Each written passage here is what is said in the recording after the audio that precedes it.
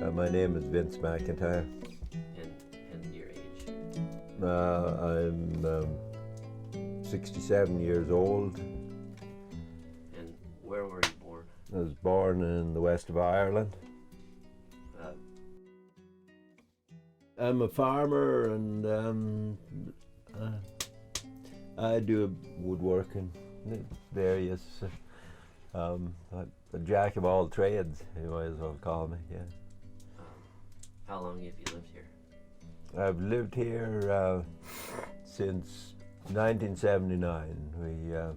I found this place by accident. My daughter was 2.5 years old. I'd brought her up here because my girlfriend at the time, we were, both of us were homeless, eh? And I was wondering where we were going to spend the winter. And there was an old man in Johnson's Landing. He wanted me to get him some poles for his chicken house to build, and he knew there was nice straight cedar poles up here. So I take Amber up here and we get some poles. But from there I knew, both of us like it here. When I come here, it was a base camp to go on the mountain. Oh. Yeah. Did you have an idea of how long you might be here, or? I didn't know how long, because it was unauthorized occupation of Crown land, and how long it would have. What the implications of that I didn't understand or know about at the time. So I never seen it. Even today, I don't see it as permanent. I see it as my camp. Was there something special about this place that made you feel like this was a good place to settle? Definitely. It was so beautiful, the panorama of the mountains and the lake and all that, that I said, oh, that'd be a nice place to live. I was wondering if you could walk us through your kind of daily routine and what that looks like. Well, I usually get up around between 5 and 5:30, and I make some breakfast, and then I go down to my fields. First of all, in the winter time, I go and feed my cattle and my horses, and then I'll start my day working, plowing or cultivating or weeding, or finding my crew and getting them together to go out on the field. And every day is a bit different. When I started farming first, I wasn't. I was mainly just in the survival mode, seeing if I could do it.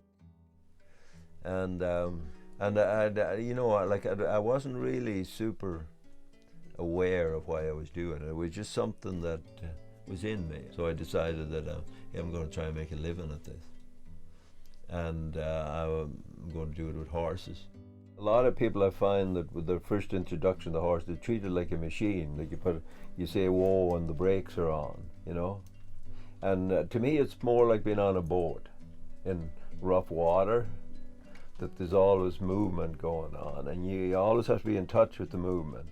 I think it's a lesson right in the horses. It keeps you humble, because with a tractor, people get on a big machine and they have that power, but with a horse, you have to be polite. You have to ask them. You have to get their willingness and attention. And with a tractor, you don't have to do that. Do you ever get lonely? You might think that I spend a lot of time on my own, but I don't. Probably another reason why I'm not fond of machinery and tractors and so on, because it cuts out your communication with people. I'm sure a lot of people, in the modern world would look at this and they wouldn't get it. They would maybe even call it backwards. What would you say to them? I'd say you're probably right. But, sometimes we have to go back and, take another trail, Maybe that's where we're at. Maybe that's where the human race is at. To me, the biggest tragedy is that there's people today that they don't know why they're alive. They don't know why they're on this earth. Is it to play computer games, or that's unnecessary, that they don't have responsibility here? I think that's the biggest human tragedy myself, because it leaves people helpless, that it's all about fun, and what we do is fun. different kind of